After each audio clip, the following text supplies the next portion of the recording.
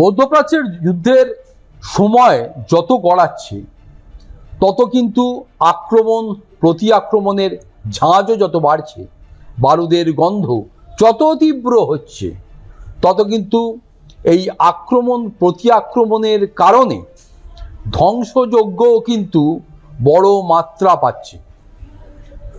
প্রত্যেকেরই ক্ষতির পরিমাণটা পরিমাপ করা যাচ্ছে না।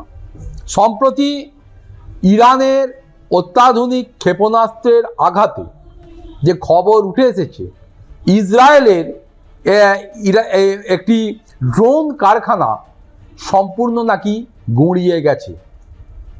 এবং যেটা জানা যাচ্ছে, ইসরায়েলের পেতাহ তিকভার একটি অত্যন্ত আধুনিক ড্রোন তৈরির কারখানা ছিল।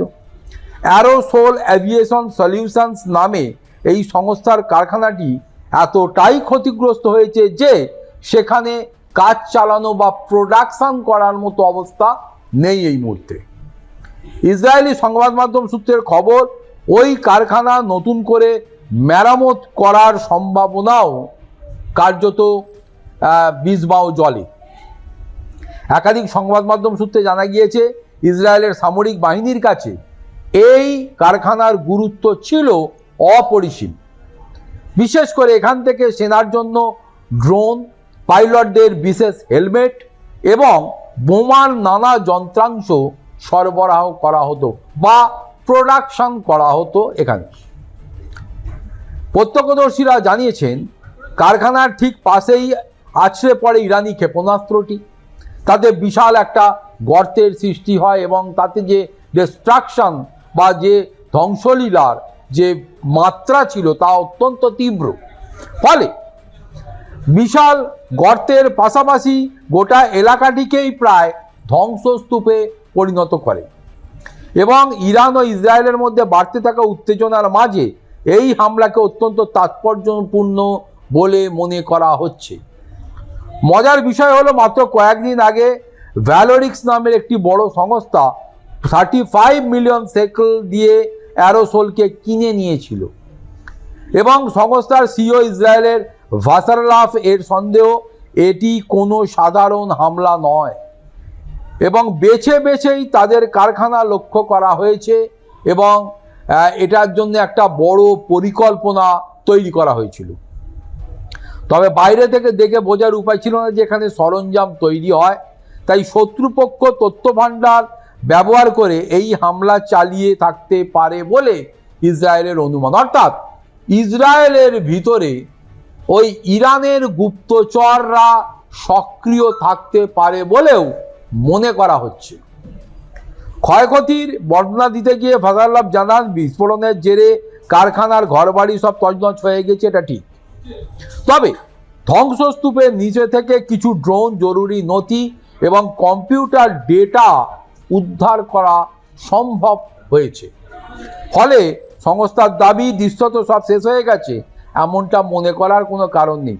ইনফ্রাস্ট্রাকচারটা ধ্বংস হয়েছে, কিন্তু প্রযুক্তি ও তথ্যগুলি এখনো সুরক্ষিত আছে বলে দাবি করা হচ্ছে। তাই দ্রুত অন্য কোথাও কারখানাকে শিফট করে বা সরিয়ে নিয়ে গিয়ে উৎপাদন শুরু করার চেষ্টাও ইতিমধ্যে শুরু করে ফেলা হয়েছে। প্রাথমিক হিসেব অনুযায়ী কোটি কোটি টাকা আর্থিক ক্ষতি হয়েছে, এটা ঠিক। তবে সিইওর আশা, আগামী এক সপ্তাহের মধ্যে তারা বিকল্প উপায়ে সেনাকে সরঞ্জাম সরবরাহ পুনরায় শুরু করতে পারবেন।